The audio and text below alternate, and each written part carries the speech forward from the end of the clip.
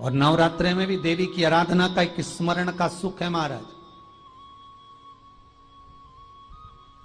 ज्योत का विधान है, नवरात्रे में देवी की ज्योत लगती है, अखंड ज्योति लगती है, जवारे बुआए जाते हैं, कलश लगता है। ज्योत का भी विधान है। जिसके यहां दिया अखंड जलाया जाता है, अगर वो दिए की लो, दिए की बाती अगर दक्षिण दिशा की होती है तो उसके घर में साल भर में एक घात जरूर होती है।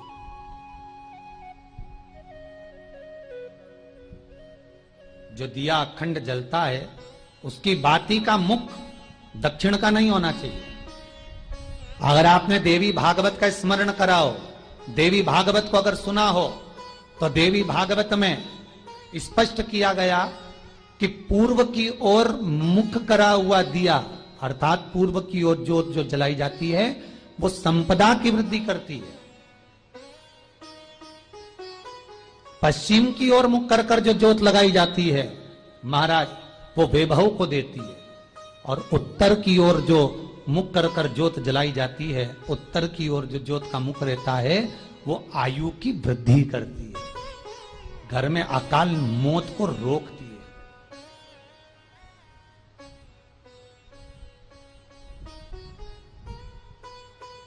नवरात्रे का जो भाव तत्व है उसको भी अच्छे से समझ लेना। दक्षिण की ओर ज्योत ना लगाएं। अगर आपको लगाना है पूरब की लगाएं, पश्चिम की लगाएं या उत्तर की लगाएं। और जितने दिन महारानी जगदम्बा जगतधात्री दुर्गा भवानी, अब की बार माताजी घोड़े पर आई है।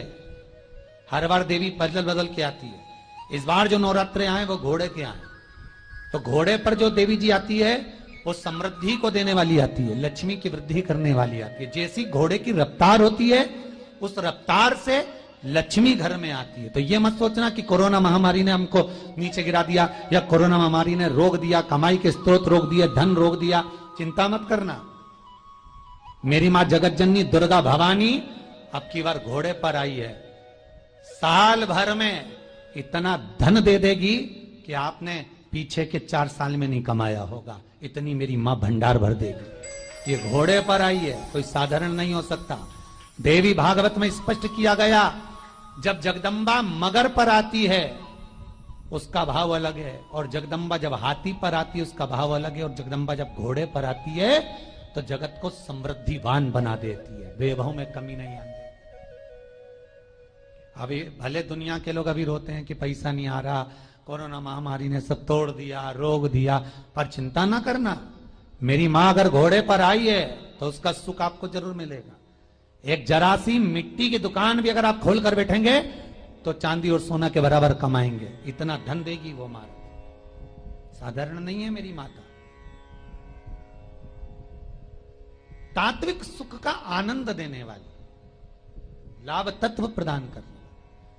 और नवरात्रि में भी अगर आपकी कोई कामना है, आपकी अगर इच्छा है, आपका मन है, तो जगत जननी की आराधना करो।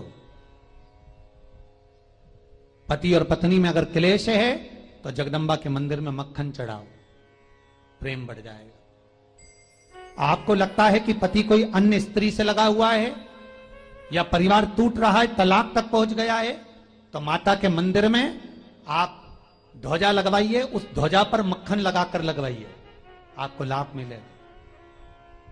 महाराज, यदि आपको लगता है कि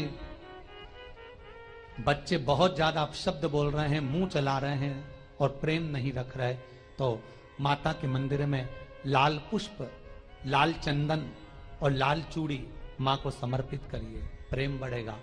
बच्चा कभी आप जी से कम नहीं बोलेगा, प्रेम की भाषा निकलेगी मुंह से। मां जगत जननी की आराधना, जगदम्बा की उपासना। नवरात्रे में 9 दिन में से कोई एक दिन ऐसा ले लो जिस दिन कन्याओं का भोजन कराओ, साथ में उनको लाल चुनरी ओढ़ाओ या कोई लाल वस्त्र, लाल पूजन की सामग्री उनको दो, सुख मिलेगा, आनंद आएगा।